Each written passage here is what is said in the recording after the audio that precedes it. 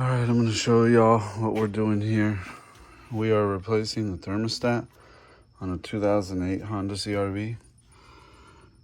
And this is your part number, 636170. It comes with a whole entire housing on it. And you should never replace a radiator without replacing the thermostat. We are going to replace this radiator because the old one is cracked on the top side over here. It was on this top side. It was leaking around the casing up here under pressure, and it's just old and original.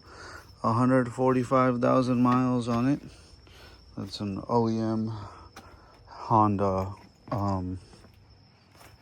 radiator, and a 2008, I'll give you some more light here, Honda CRV, and pretty clean, black leather interior. The guy's coming to buy it tomorrow morning, but pretty clean Honda CRV. So we're gonna put a radiator in it. Before he gets here tomorrow, we're gonna put a thermostat in it, and I thought what a great opportunity to show the radiator job. I've shown an alternator job on this back in the day. I made a video. Believe it or not, that video was actually on that CRV. This used to be my brother's wife's Honda CRV. It's a 2009, 10, something like that. And I got the engine on an engine stand over there. I'm currently rebuilding it and drop it right back in. So very similar cars. I like these CRVs. They're very reliable engines in my opinion. But we'll move on with the video and we'll show you what it takes to access the thermostat. So the thermostat sits right there, and it has 3 little bolts on the housing. When you first get to it, it's gonna have this little plastic doohickey right here attached to the top of the housing. So the top of the thermostat housing will actually have that right there, and that's where that little plastic clip will go in. Don't be afraid to break that clip, because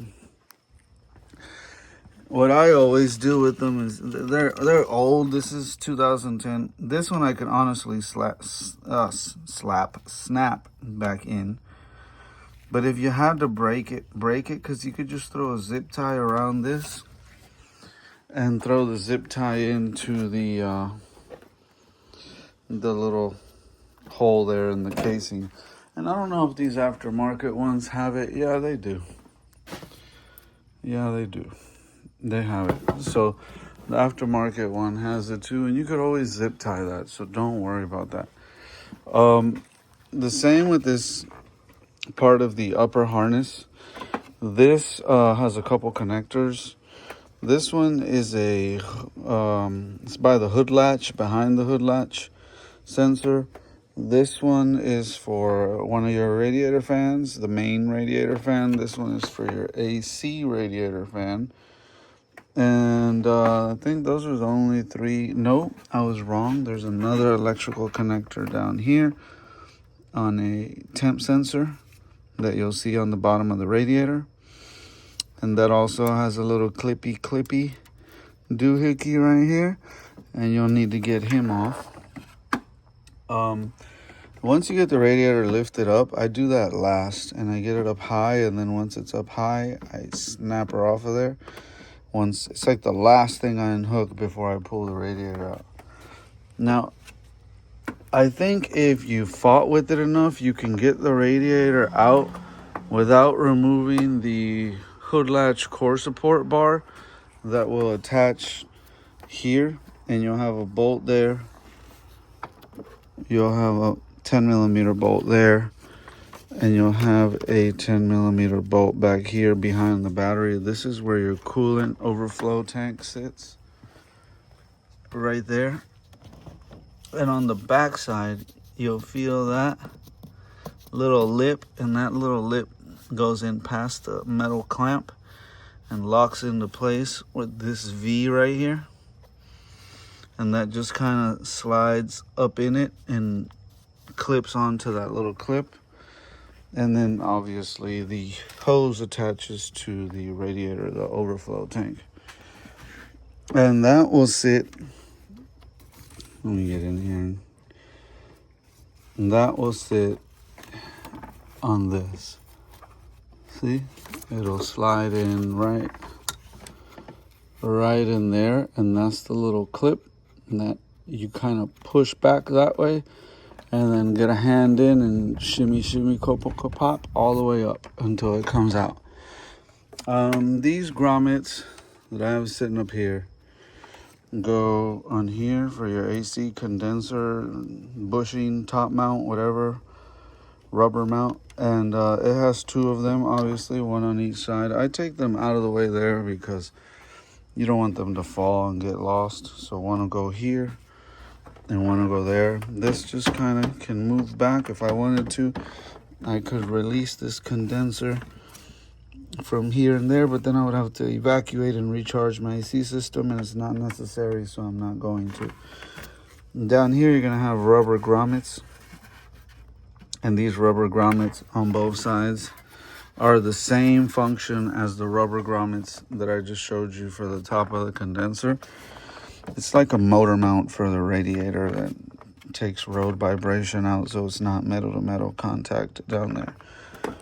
And you're going to want to look for them on the bottom of the old radiator that you're replacing.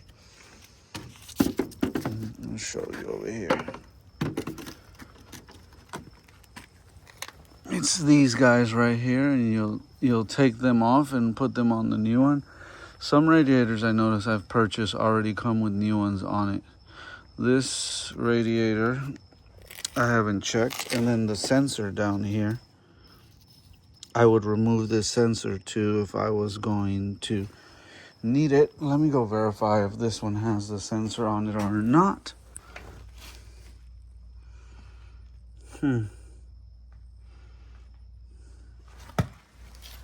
It goes right there.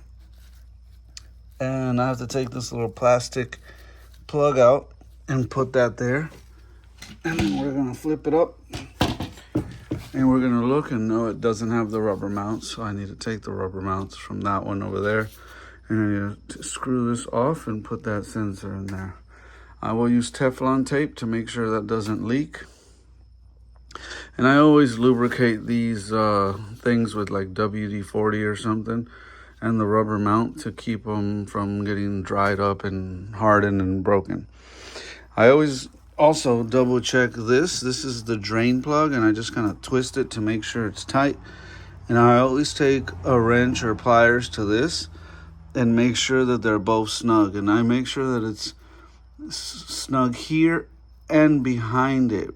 So the one on the back and this crown nut on the front here, because sometimes I've noticed you'll buy these, and it's happened to me once or twice. I'll install the radiator. I didn't do that, and then I have a slight leak from there, and sometimes they don't tighten them all the way. But be careful not to over tighten and break it. This is plastic. You can crack it.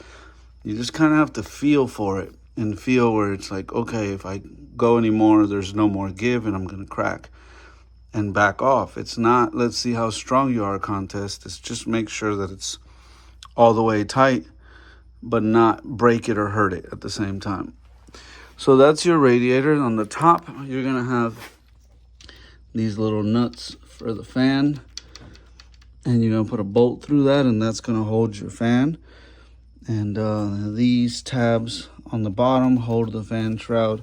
So that's pretty self-explanatory. But yeah, that's gonna go in there, and I'm gonna wipe all this bottom rail off with a rag and clean it. Before I drop this back in here, I'm gonna obviously put my thermostat in. I'm gonna put this lower radiator hose back in, and I don't like these clamps. These are kind of rusted, and I'm gonna put some different clamps. I prefer this style clamp that you can adjust with a nut versus the ones with the plier that you have to squeeze. So I'll be replacing both of these clamps on both ends The hose itself looks good. Internally, it's still strong. It has some flexibility. It's not hardened and cracking. So it's still got some good life in it. And believe it or not, this is an OEM original Honda hose.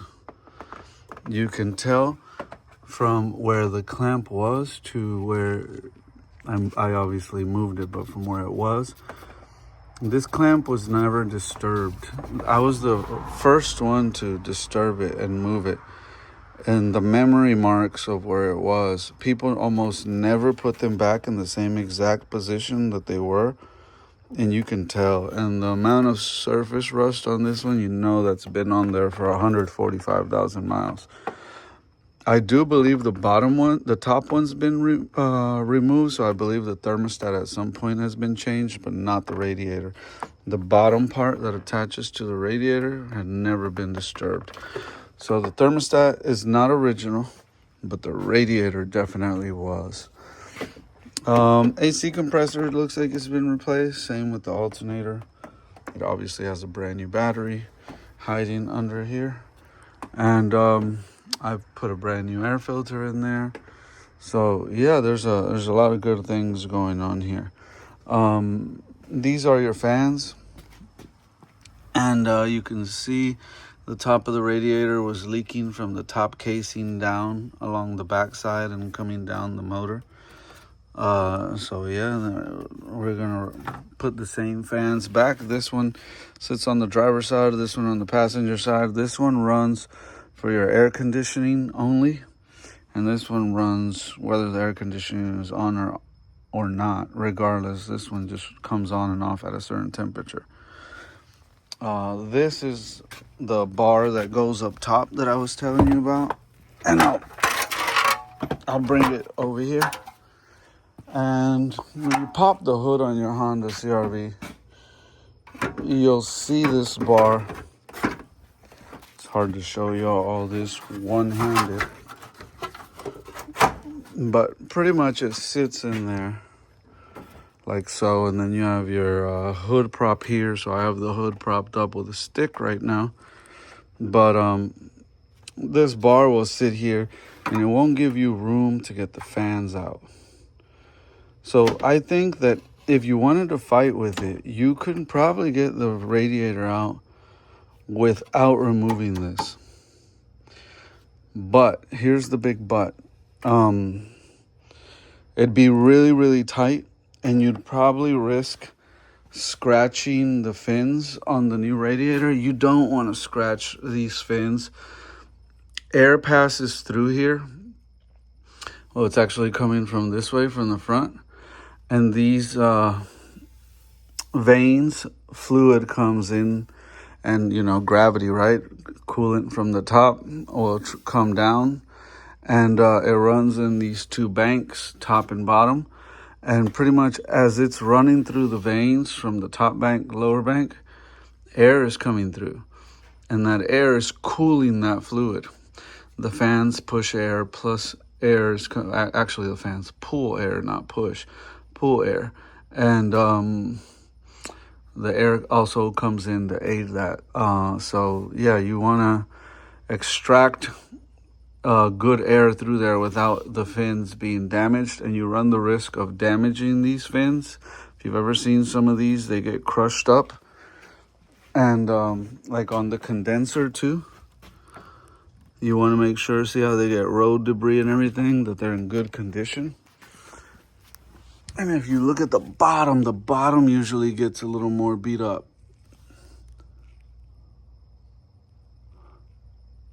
The bottom fins there. I don't know how well y'all can see that. They start to get a little more beat up towards the bottom. And then air can't get through the way it would if the fins were good.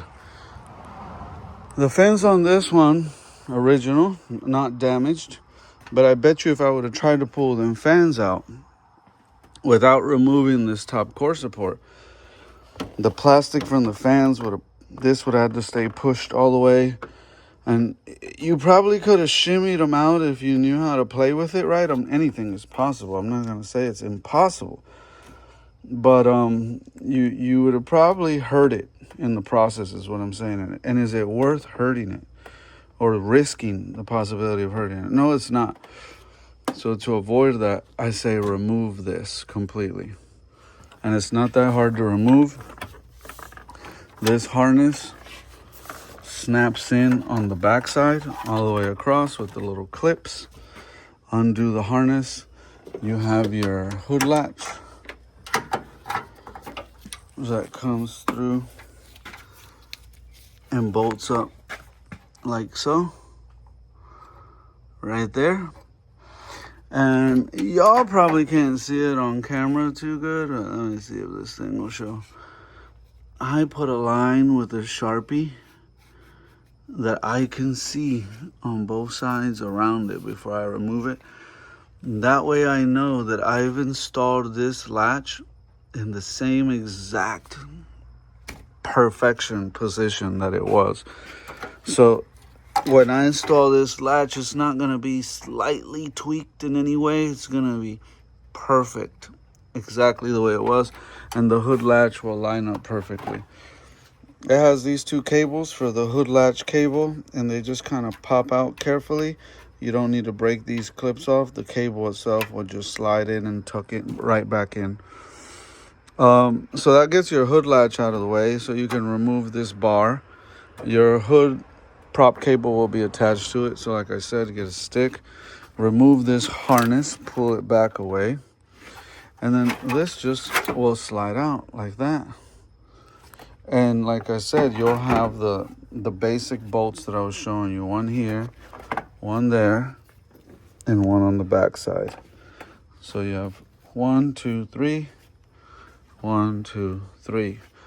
And your hood latch cables and your harness on the back. And this comes out easy peasy. And I just set it to the side, out of the way. The other thing I'm going to show you is this plastic cover that goes on the bottom. And this you want to get off so that you can let me sit down here and show you better. So you can get to the transmission cooler hoses on the bottom of the radiator, and the little radiator hose you're going to have a little better access to also. But really you could release the little radiator hose with this cover still on, but the transmission cooler hoses become very uncomfortable to remove with this still being attached. And this is just some plastic clips underneath, and it sits up under the front bumper. And these are your clips.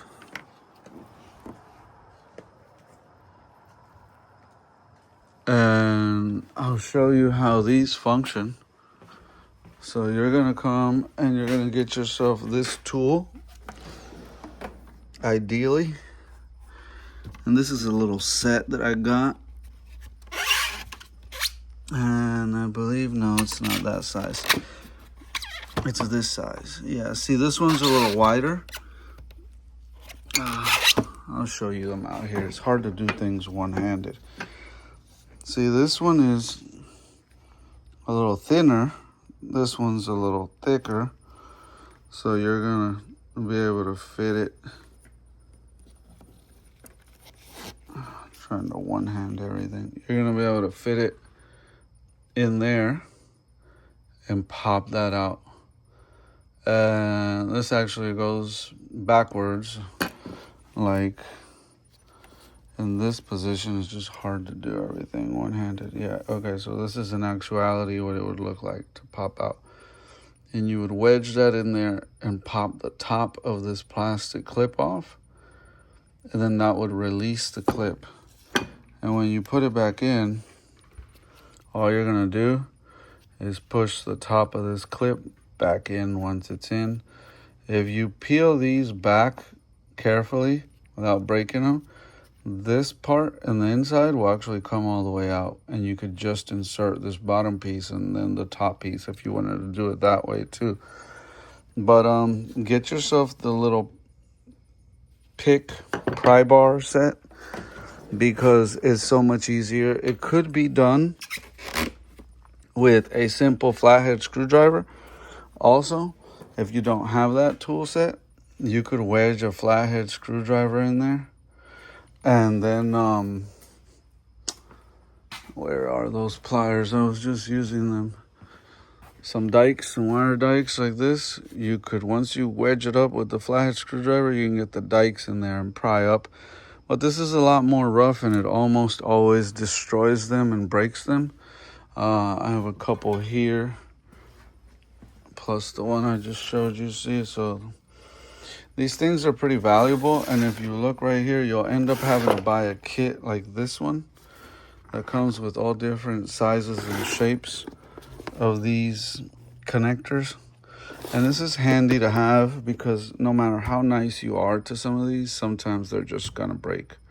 I don't care how experienced you are of a mechanic, you're gonna break them sometimes. I'm pretty good at not breaking them, but sometimes there's just no way to go around it.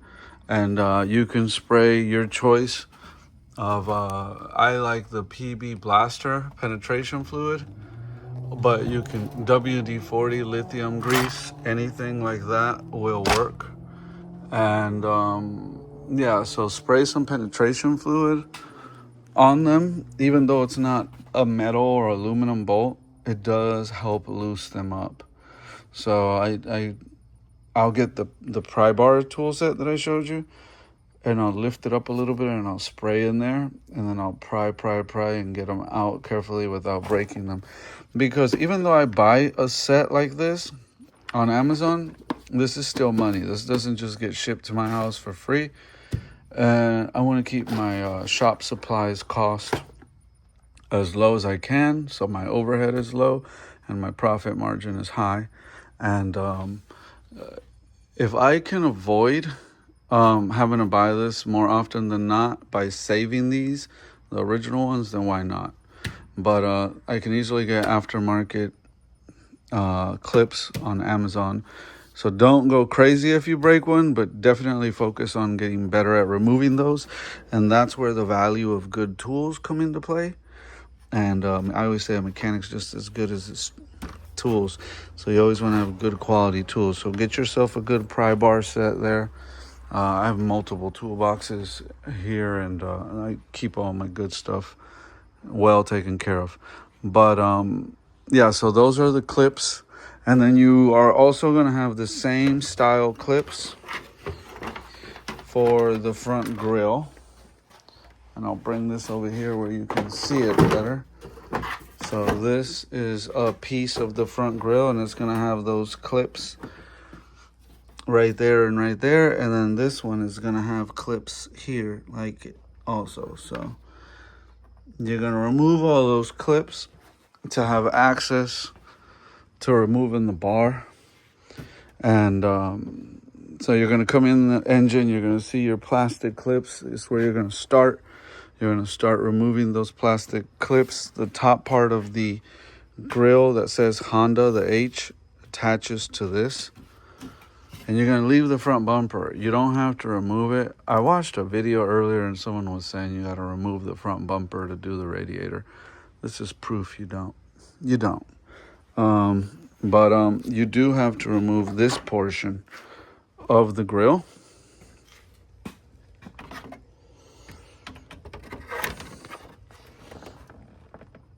And those clips line up with those holes right there. And it'll be a clip like this one. And it lines up with the hole right there. And I'm not going to install it, but you know, that's going to go right there. Because I still have to put the radiator in. And then once this is in, you'll easily be able to see that on the top that you have to remove before you have access to the bottom half with the H. The bumper stays on. You want to have the car properly jacked up, and to remove that and access the lower transmission cooler hoses. About jacking it up, there's more than one way you can jack it up.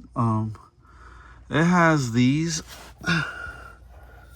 little metal tabs sticking out, and this is meant to jack the car up. That's what that's there for. They want you to jack it up from here.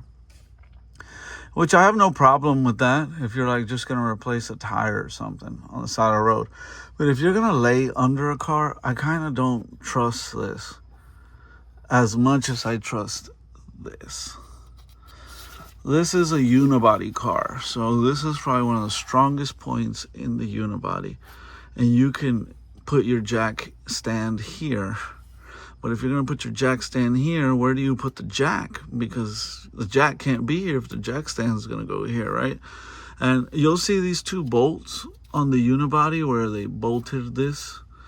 But, and it's right behind the lower control arm bushing on the rear of the subframe. You'll see this this is my front tire, front passenger tire. And you're going to see the normal jack lift position. You're going to see this hump here. And I usually go in front of the bolts. Like I look for the O2 sensor as a guide that gives me plenty of room in the front, or not in the back. And you see this L right here? I think there's a lot of strength in this L where these two pieces are joined together. And that's why I choose to put the jack stand there. And I did the same thing on the other side. And I feel very safe and secure. This is an all-wheel drive model, so you'll see your exhaust and your drive shaft, and then on the other side is the other unibody frame rail, and that's on the driver's side where I put the other one. Now, let me show you where I would normally put the jack. This is your subframe, and this is your control arm. And you can see this metal subframe is bolted to the unibody, subframe to the unibody, and the control arm bolted to the lower subframe, and this is subframe. And anywhere on this metal you can put the jack. I always jack up from here, from the front side, so the jack is out of my way, and I could come and put it. I'm using a 6-ton jack stand. I don't really trust the 3 tons too much. They're too little. And I'll use a 3-ton if I'm going to change a tire or work on a control arm or something. But if I'm going to lay under a car, I want to use a 6-ton. And if this was a big truck, I'd use a 12-ton jack stand, even bigger. But this is well-positioned jack stand. And I'm going to show you from the front. So you're looking at the front of the vehicle here. Here's your bumper. We're coming at it from the front. And here's your subframe that I was just pointing, and it goes all the way, and it cradles the engine and the transmission are bolted in together here. And the subframe cradles all the way around, and it holds your lower suspension components on either side. And this is a good heavy-duty, strong structural point under the car that you can trust. Here's your subframe bolt to the unibody again. And it's securely bolted to the bottom. So I will look past the tow hook. This is your tow hook in the front passenger tire. I will look just past the tow hook, and I will come right here. Okay, so you're going to want to lift up on this side of the car first. And I don't know why I always go for the passenger side first, but I do. And I jack up this side, put that jack stand where I told you, and then I lower the jack, pull it out. I go on that subframe, that side of the subframe over here. And the same thing, here's your tow hook. Here's your first hole. Second hole, I'm going to put the jack somewhere right about here, and I'm going to lift. It's going to be easier to lift because that side's already up. And then I'm going to place the jack stand in the same position where I had told you before.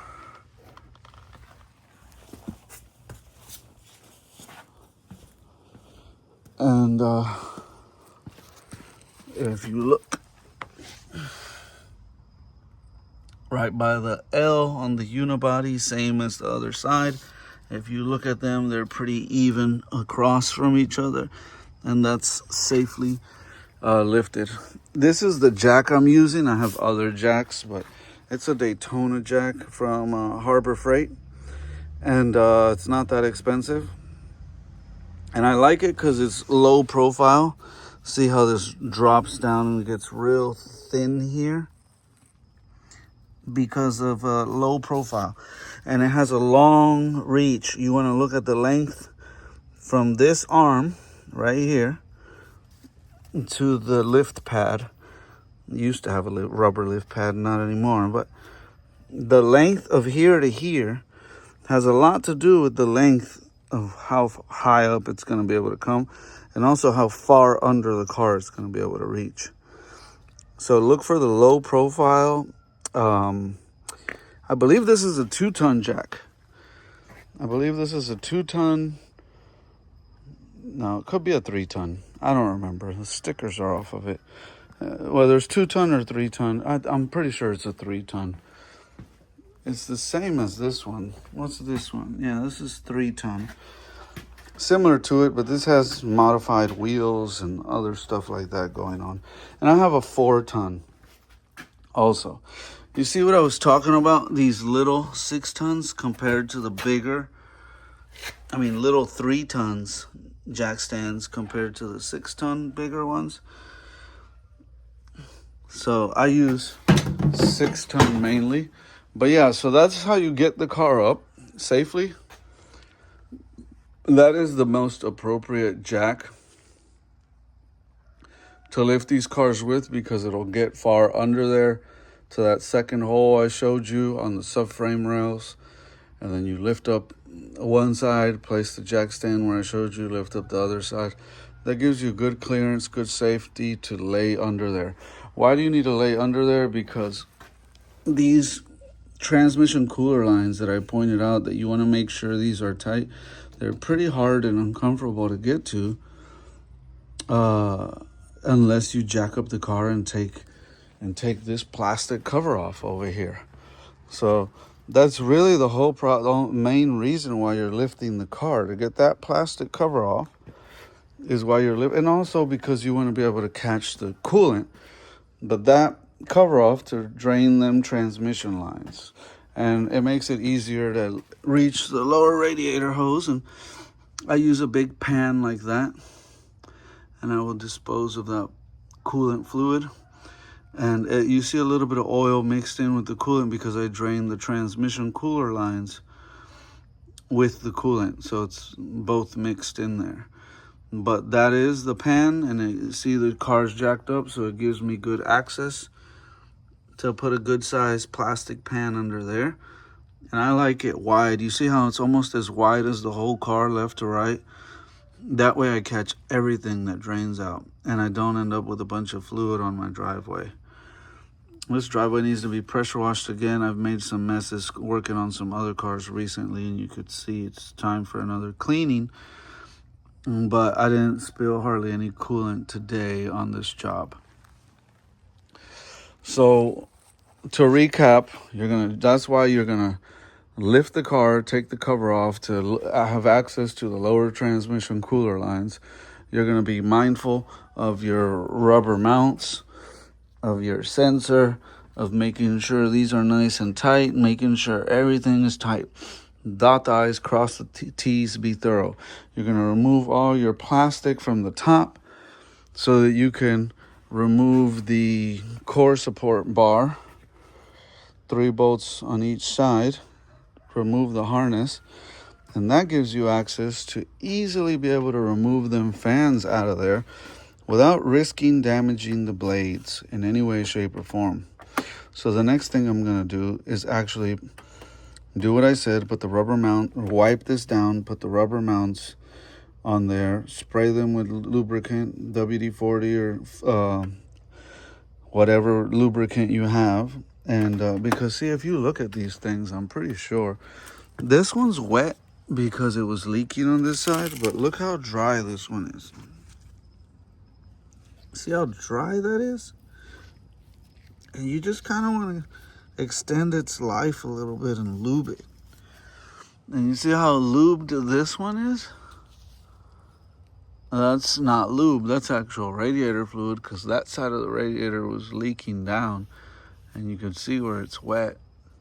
And we caught this when it was just starting to leak. Under pressure only, it was seeping out, in between the plastic core and the aluminum radiator. It was starting to leak out from there, under pressure only when running hot. And original radiator, so 145,000 miles, they got their money's worth out of this radiator. Good job on a radiator, Honda. But like anything, it ages with time and it needs to be replaced. So we're going to wipe everything down, lube the mounts, put the mounts back in. One mount here looks lubed because the coolant was leaking on that side, and the other side is dry. So we're going to equally wet this one like that one. And when I say lube, I don't mean soaking wet. I just mean like this, like lubed. Like they have flexibility. It's not dried out. And I'm going to spray a little bit of lube inside of there and on the outside. And just, rubber is meant to be flexible and absorb vibrations and things from the road. And that's what you want it to do. So we are going to either use maybe the white lithium or the PB blaster. I keep plenty of, as you can see. I like it a lot. So we'll do that. Other thing I wanted to say is this is the coolant that you should be using for this job on this car. And as you can see, it clearly says Acura and Honda, includes hybrids and electric vehicles also. This is the blue antifreeze coolant. This one's 50-50 ready mixed. I prefer to get full concentrate because it's like you're paying for a half a jug of water. Like if I'm too dumb to mix it myself or something. But nowadays they sell so much of this and it's so hard to get a full concentrate version, especially if it's a dealership specific color or anything. Good luck getting a full concentrate.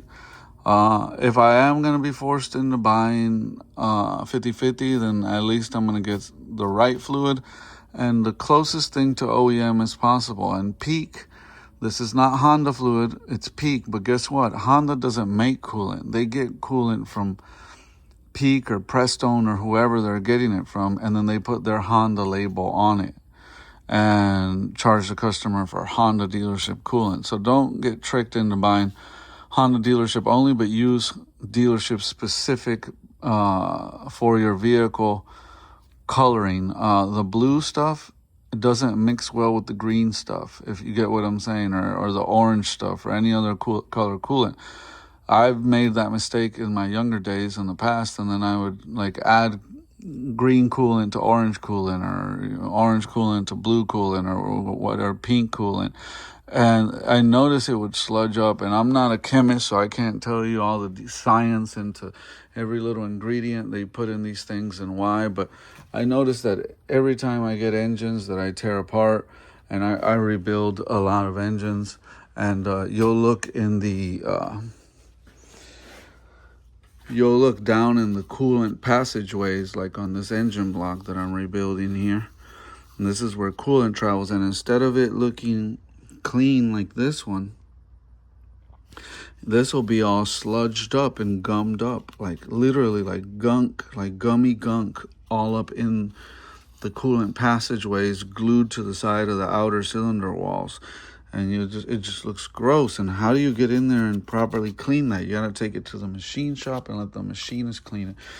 This block is so clean on the inside, I don't have to take this bottom end to the machine shop. I'm only taking the cylinder head to the machine shop because the block itself is clean, and I got the cylinder head here that I'm taking to the machine shop. But if there's your cylinder head. Yeah, so if that cylinder head, obviously the head gasket went, so that has to go to the machine shop. But the block would also have to go to the machine shop if the bottom was all gummed up. And people, these cylinders, obviously, if they need to be rehoned or re-ringed, then that's what you do. And this bottom end, that's what it needs. It needs new bearings. And it's knocking from the bottom end, so I'm going to have to pull the pistons out, get new bearings, get new rings, pretty much rebuild the whole bottom end. and put it back together. But after I re-ring it and address everything from the piston to the rod to the crank, the cylinder, outer cylinder, is pretty clean. There's no gunk down in there of any kind. So I really don't need to take that block to the machine shop. I can tape this off, and I usually get a piece of cardboard thin, and I cut all around it with a razor, and I tape it down, and then I grind the side of the engine block and paint it and make it look nice. And then obviously after that, you're going to put your timing components and bolt your cylinder head on it, and it looks like a brand new block that went to the machine shop. But really, the block never went to the machine shop. I will clean the top of the pistons before I put those pistons back. Obviously, the pistons have to come out to get new piston rings and rod bearings and everything. But the cylinder, the coolant passageways around the outside of the cylinders, they're going to be just like they are now because they're clean. There's no need to do anything. But if I was mixing coolants, it wouldn't be like that.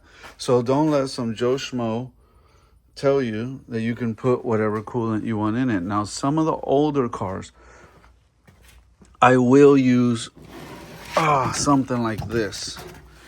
And this is concentrate, like I said, not 50-50.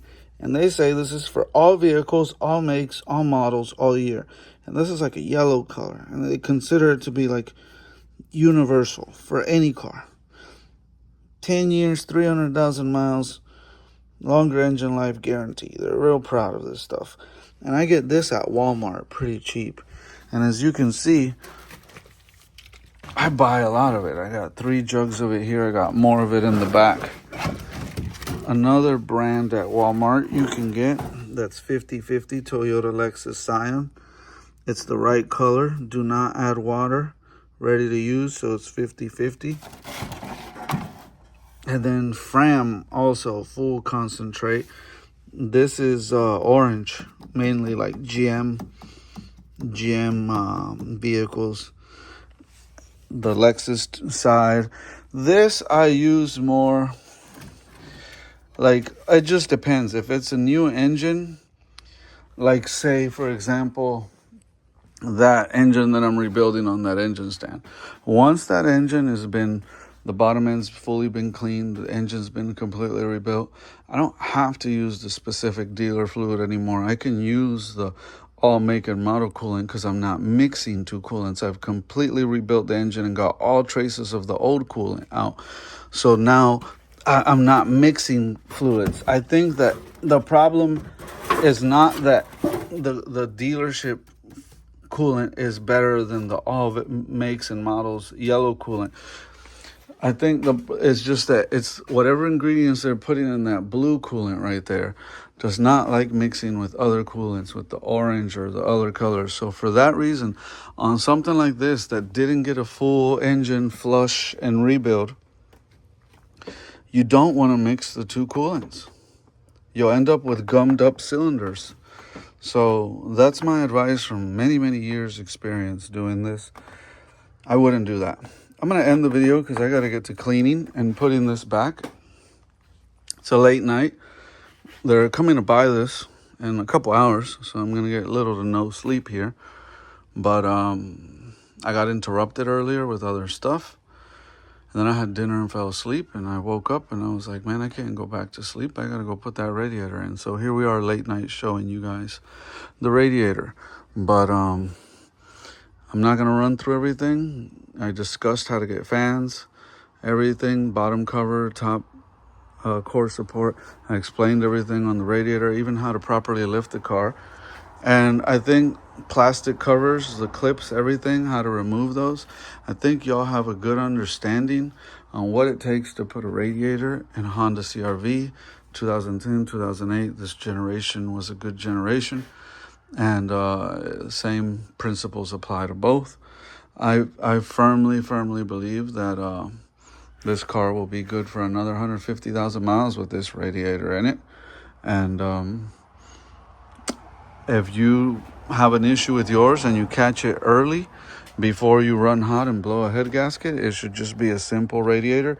Always do the thermostat when you're in there, because why not? Look where it is. You're already here. You already removed everything. You'd be stupid not to replace the thermostat. So if you got some kind of shade tree mechanic or real mechanic, whoever it is, make absolutely sure he's going to replace your thermostat.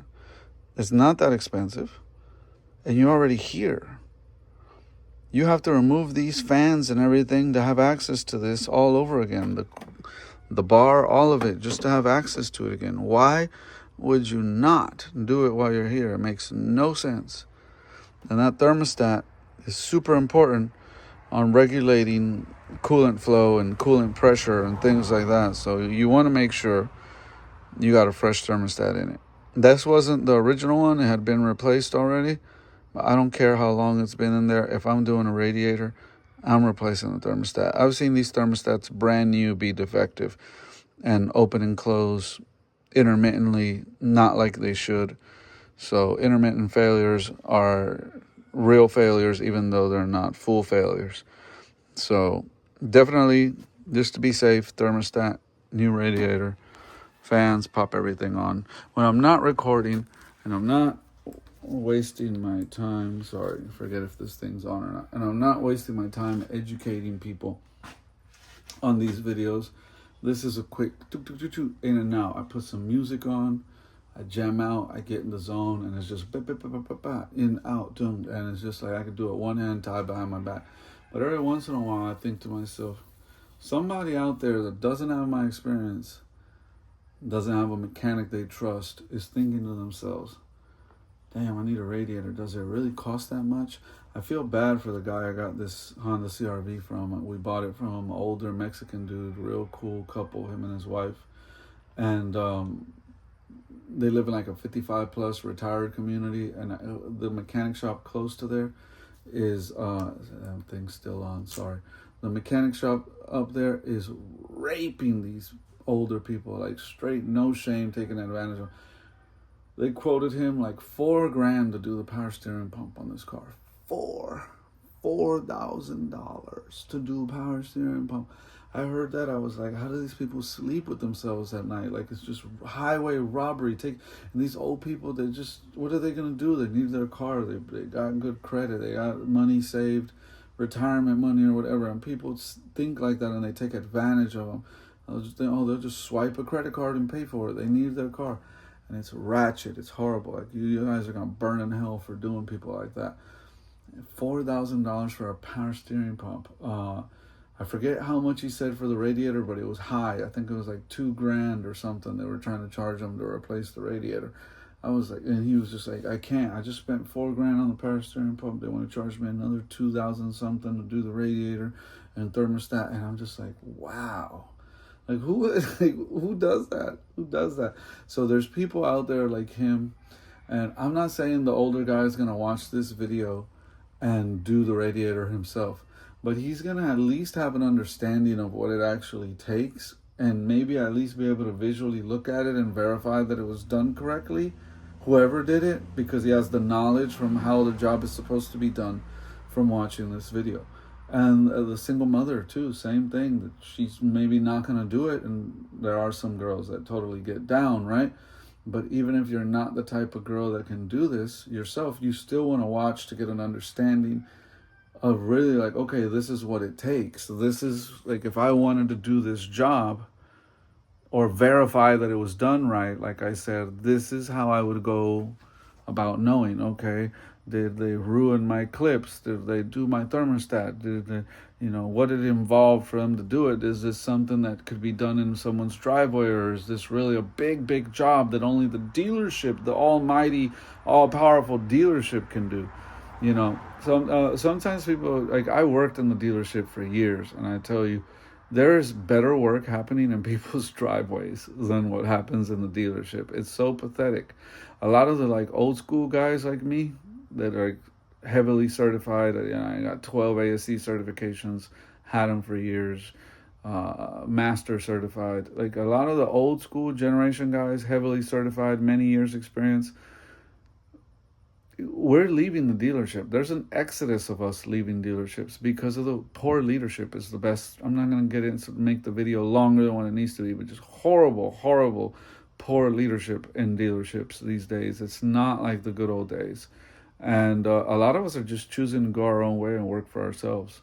And there's good guys like me, skilled, talented guys, years and years experience.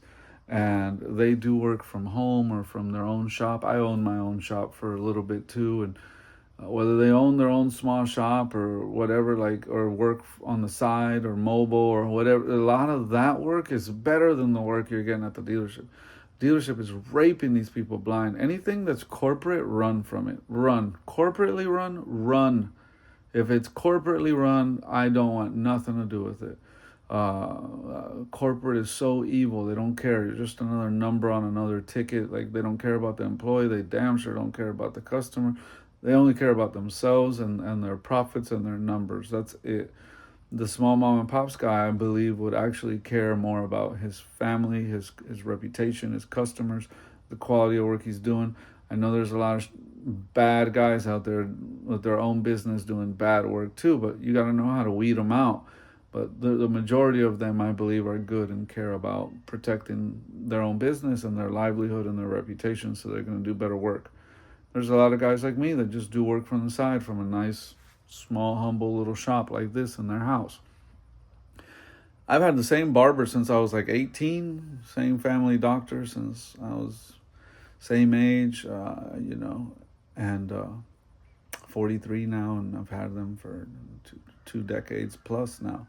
And I can tell you there's certain relationships you want to have good long-term relationship with your barber, your doctor, your mechanic, so on and so on. I've had trouble finding one landscaper that I can say I've had for years. But I wish I had one, because I usually end up having to cut my own grass if I want it done right. But if you can find a good mechanic and have a relationship with them, that's always best. If you don't have that, you can watch this video and get a visual understanding of what it takes to put a new radiator in your CRV, of what all has to come apart for that radiator to go in and out correctly, and how to lift it. If you are the kind of guy that you're thinking, man, I know how to do my own oil change, bro, I ain't no mechanic, but I ain't no dummy either. Like, maybe you're a young kid and you're like, yeah, I could watch this video, and now I get a better understanding of how it is. I wish I had a little helper here sometimes to just record, honestly, so I could have both hands free and record. I'm not good at all this video stuff, to be honest. I honestly do it from the bottom of my heart because I want to help. I just honestly want to help someone. But it's inconvenient for me. I don't like holding the phone shining in my face. I don't like one-handed trying to show people stuff. I don't know how to edit videos well. Like, I'm a mechanic. I talk to you about your car all day and all night. I know engines like the back of my hand. I'm not good at the whole YouTube and uploading and getting bunches of followers and likes and comments. I honestly don't care about all that. I only care about putting together a video that someone could watch, skip, fast forward the part of me talking, but at least watch the important parts of what it's actually going to entail to do such job, and know that it was done right if you had someone else do it for you, or feel more confident in you doing it yourself. That's the whole point of the video. That's my rant. Thanks for hearing me out. I'm going to bed. I'll be done with this lickety split once I put the dang phone down and actually get to wrenching. But I wanted to slow up my night a little bit, and it took me longer to do it because I had to stop and make the video, but I think it was worth it. If it helped one of you, even one of you was like, left a comment that was like, thanks, watching your video really helped. That made me staying up later and the time it took to make this video worth it, because it could have just done the job. I know how to do it. Not my problem if you don't. I'm good. My life carries on. No offense. But there's other people that are good people out here, and from the bottom of my heart, they get taken advantage of, and it makes me sad. It really bothers me. I wish I could say all mechanics were good, but the sad truth is a lot of them you got to really watch out for. but there's still a few of us out here left that genuinely care. And we're out here honestly, like trying to do good work and help people in the process. A laborer is worthy of his hire. I'm going to charge you. I'm going to charge you because a laborer is worthy of his hire, especially a good laborer. And good work ain't cheap, and cheap work ain't good. But you want to spend your money on someone that cares, someone that legit cares, that's going to do a good job for you. Like, people work hard for their money. They clock in, clock out, put up with coworkers, bosses they don't like, commute, go to work on little to no sleep, feeling sick, whatever. They do what they got to do, and they struggle to, after they pay the bills, have a little money left to do a repair on the car. And you're going to just be a jackass and like, I don't give a hoot. Let me just do as little as possible for as much as possible. Like, no, that's not. The good book says, do unto others as you would want done unto you. Treat others how you want to be treated. And I'm not perfect, and I damn sure ain't your preacher. So don't take it as that. But there's a lot of wisdom in that book, and I want to be treated the way I treat others. I don't know, it doesn't always happen. Doesn't mean I'm going to stop treating others the way I want to be treated. So I care about whoever's on the other side of this video watching that says, thank you, I understand how to do a radiator on a CRV. I get what's going on now.